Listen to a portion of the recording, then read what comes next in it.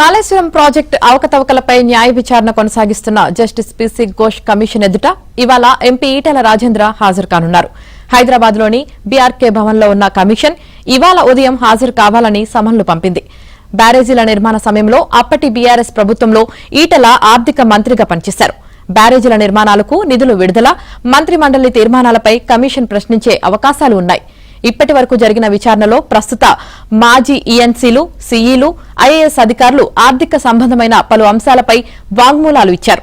వారు పేర్కొన్న అంశాల ఆధారంగా ఆర్థిక సంబంధమైన లోపాలు, నిబంధనల ఉల్లంఘనలు ఏమైనా చోటు చేసుకున్నాయా, నాడు జరిగిన నిర్ణయాలు ఏమిటి అనే విషయాలపై ఈటెలను కమిషన్ ప్రశ్నించే అవకాశాలు కనిపిస్తున్నాయి.